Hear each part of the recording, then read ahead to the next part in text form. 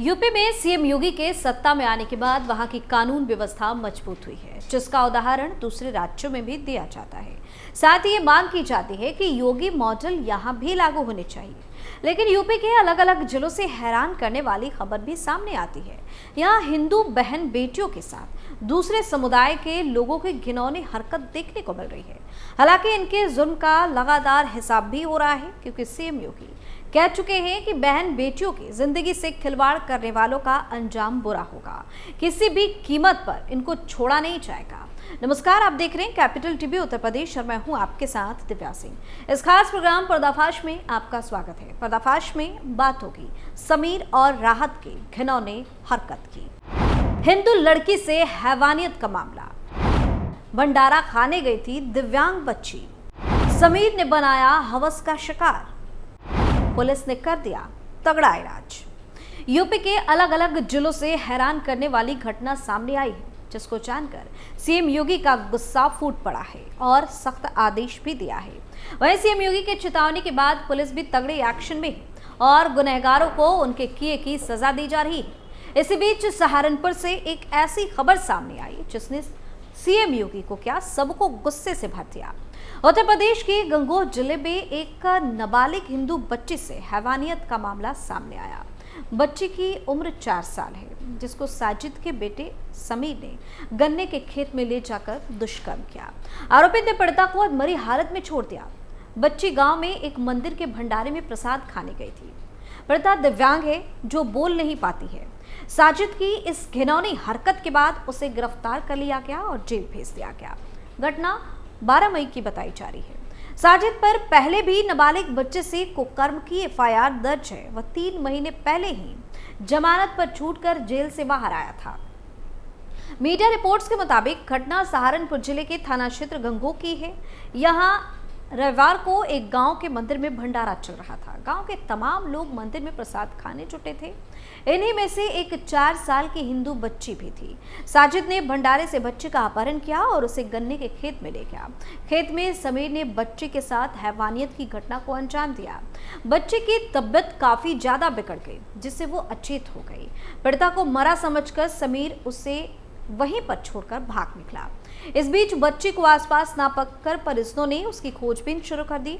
तलाशी के दौरान बच्ची गंभीर अवस्था में खेत में मिली। आनन फानन में पीड़िता को अस्पताल में भर्ती कराया गया। मामला अलग अलग समुदाय का होने की वजह से गांव में पुलिस के तमाम सीनियर अधिकारी पहुंच गए। कुछ ही देर में समीर को खोज निकाला गया। पूछताछ में समीर ने अपना गुनाह भी कबूल कर लिया। पुलिस ने 13 मई को समीर को गिरफ्तार कर जेल भेज दिया। उस पर आईपीसी की धारा 363 और 376 के साथ पॉक्सो एक्ट के तहत कार्रवाई की गई है। पीड़िता की काउंसलिंग और इलाज जारी है। जानकारी के अनुसार जिस बच्ची को साजिद ने अपनी हवस का शिकार बनाया वो दिव्यांग है। पीड़िता के पिता के मुताबिक वह बोल नहीं पाती। घटना के समय बच्ची के पिता मंदिर में मौजूद साधुओं को भोजन बांट रहे थे।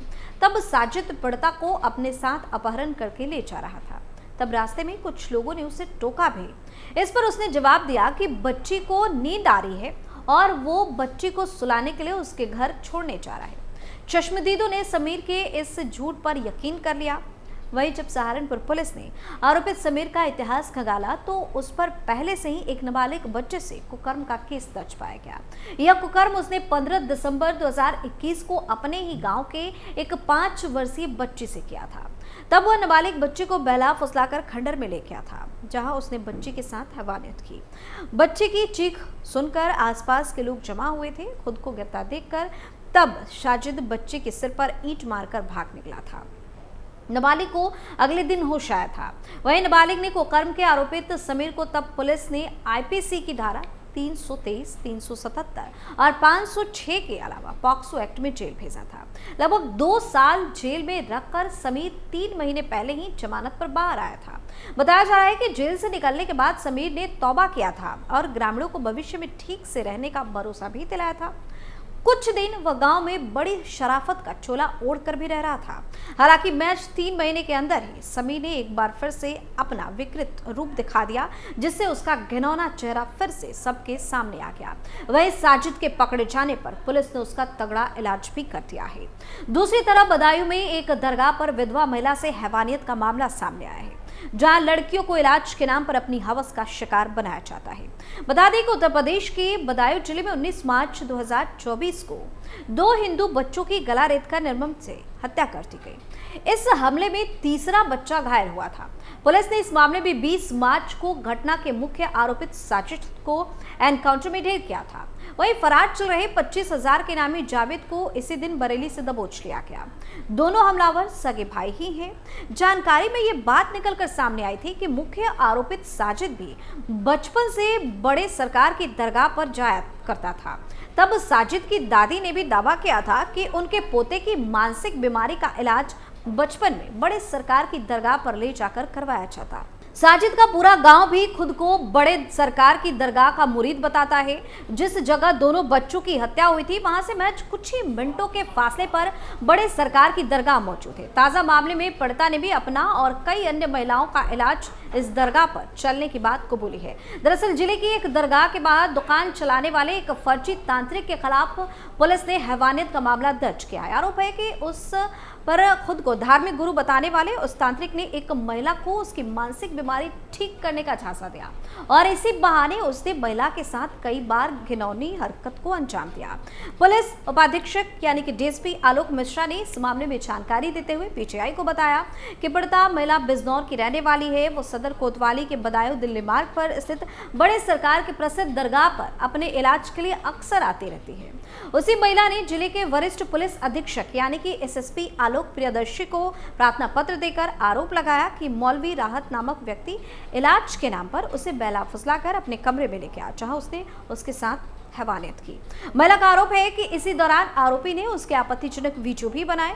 पुलिस उपाधीक्षक आलोक मिश्रा के अनुसार पीड़ित महिला ने आरोप लगाया है कि आरोपी राहत उसे इलाज के नाम पर हर दिन अपने कमरे में लेकर जाता और उसके साथ घिनौनी हरकत करता। दावा किया गया है कि आरोपी राहत दरगाह परिसर में चादर और प्रसाद बेचने की दुकान चलाता है। हालांकि इस मामले में दरगाह प्रबंधन समिति ने मीडिया के सवालों का जवाब नहीं दिया है। वहीं पुलिस अधिकारी आलोक मिश्रा ने कहा कि ऐसी ही एक घटना का एक कथित वीडियो ऑनलाइन सामने आया है। उन्होंने कहा है कि इस संबंध में राहत के खिलाफ एफआईआर दर्ज कर ली गई है और पूरे मामले की जांच भी की जा रही है।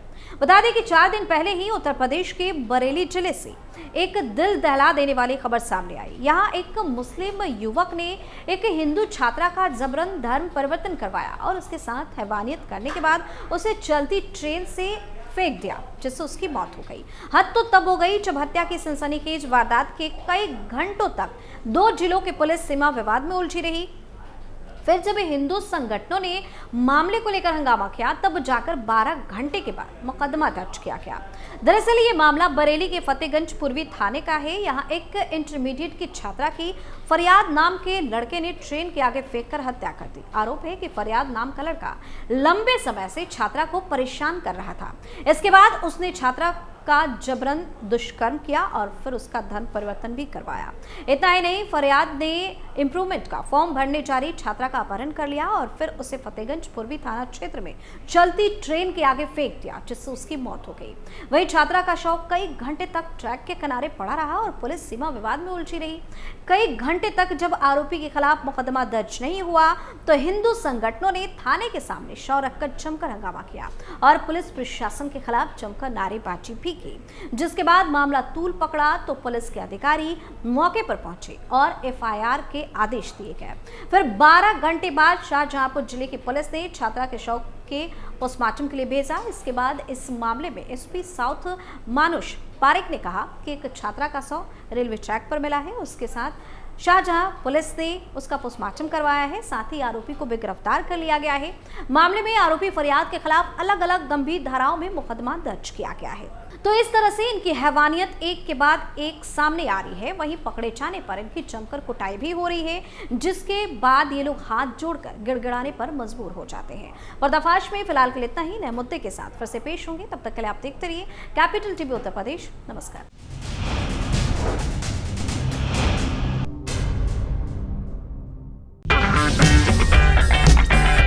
अगर आपको हमारा वीडियो पसंद आया हो तो इसे लाइक करें, हमारे चैनल को सब्सक्राइब करें और हाँ, बेल आइकन दबाना ना भूलें ताकि आप तक हमारे वीडियो की नोटिफिकेशन पहुंचती रहे। आप अपना सुझाव हमें कमेंट बॉक्स में दे सकते हैं। हमारे साथ जुड़ने के लिए शुक्रिया।